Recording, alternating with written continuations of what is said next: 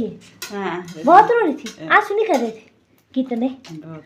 आज मेरी बहन के आंसू निकल गए। तो hello everyone, good morning, Radhe Radhe. स्वागत है आपका फिर से मेरे एक नए व्लॉग में। तो आज के व्लॉग की शुरुआत हो रही है सुबह से, जो कि हमारी बहना से हो रही थी। तो बहना हमारी लगी हुई थी हमारी मक्की साफ करने, क्योंकि मक्की का आटा हमें बनाना था। तो हरिद्वार वाले भी पहुंच चुके थे, बट पापा की दाढ़ी का एक बाल रह गया था तो उसे काट रहे थे पापा, और बहुत अजीब लग रहे थे बिना दाढ़ी से। नहाने धोने के बाद मैंने माचिस पकड़ी और मैं जो डस्टबिन में पतले वगैरह थी उसे जला रही थी। पहले पहले तो ये जल ही नहीं रहा था, बट फाइनली ये जल चुका था। तो जैसे मैंने कपड़े चेंज करे हुए थे तो नानी मुझे ऊपर से नीचे देख रही थी कि ये लड़की नई कौन आ गई। फिर मैंने बोला कि मैं हूँ। तो नानी बोले कि तू तो भाई बार बार कपड़े चेंज करती रहती है, पहचान में नहीं आती है। यहाँ पर पापा ने जियांशी को पकड़ा हुआ था, तो जियांशी तो हैरान थी कि ये किसने मुझे पकड़ा है, क्योंकि पापा ने पूरी शेविंग करके आए हैं, बहुत अलग लग रही है। तो उसके बाद आ गई थी मैं अपनी बहन के साथ रोटियां बनाने। तो 3 दिन बाद आना है 16, मतलब हमारे दादाजी को 16 दिन हो जाने हैं, तो हमारे कुछ होता है, तो उसके लिए सामान देख रहे थे पापा वगैरह सभी।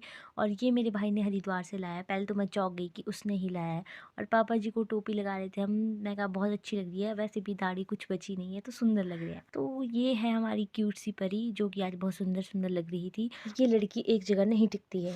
और साथ ही हमारे साथ बैठे हुए थे हमारे बुआ, जो कि अपने बच्चों के कपड़े धो रहे थे। मैं भी कुर्सी पर बैठ के उनके साथ बातें करने लगी और टाइम पास करने लगी। और ये पीछे देखो, ये दोनों मुझे कैसे देख रहे हैं। उसके बाद आ गई थी मैं आईब्रो बनाने। पहले बुई को बहुत बोला, पर बुई नहीं माने, पर बुई ने फिर मेरी आईब्रो बनानी दी और काफी अच्छी बनाई। तो उसके बाद शाम हो गई थी, तो मुझे जाना था गाय से दूध निकालने। वैसे तो मेरी बहन जानी थी, और ये 3 मूर्तियां हमारे साथ ऐसे ही फ्री में। तो हम लोग सबसे पहले हम अमरूद खाने गए, जो कि पक चुके हैं। और वहां पर बैठ के बुई और दीदी वगैरह थे, तो दादाजी को याद करे, क्योंकि दादाजी ने अपने 85 साल यहीं पर ही गुजारे हैं, तो यादें तो रहती है।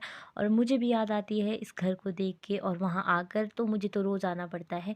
और शाम भी बहुत हो चुकी जो मेरे साथ 3 लेडीज आई थी, तो इनका इंट्रोडक्शन करवाती हूँ। ऊपर वाले ये मेरे बड़े बुई है, और नीचे वाले ये दीदी है। जो ये वाले है ये छोटी बुई है। और मैंने भी फटाफट से अमरूद खाया और फटाफट से चली गई थी गाय से दूध निकालने।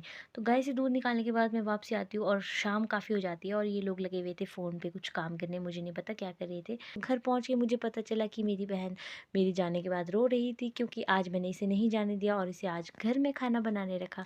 तो ऐसी लड़ाइयाँ हमारी चलती रहती है, और ये मुझे चिमटे से मार रही थी। बट अफसोस की बात है कि मुझे नहीं लगी। मेरी बहन और मेरे बीच तो ऐसी लड़ाइयाँ झगड़े रोज चलते हैं। कभी कभी तो हम दिन में इतनी बारी लड़ लेते हैं कि हमें पता नहीं होता हम किस बात पे लड़ रहे हैं। जो बोलो, मेरी बहन काम बहुत अच्छा करती है। मक्की की रोटियां देख सकते हैं आप कितनी बना दी इन लोगों ने। तो चलिए, ऐसे हंसी मजाक तो चले रहते हैं। इसी प्यारी शाम को देखते हुए इस व्लॉग का एंड यहीं करती हूँ। तो व्लॉग अच्छा लगा तो लाइक कमेंट शेयर कर दीजिएगा, और चैनल को सब्सक्राइब कर दीजिएगा। Okay, thank you, bye bye.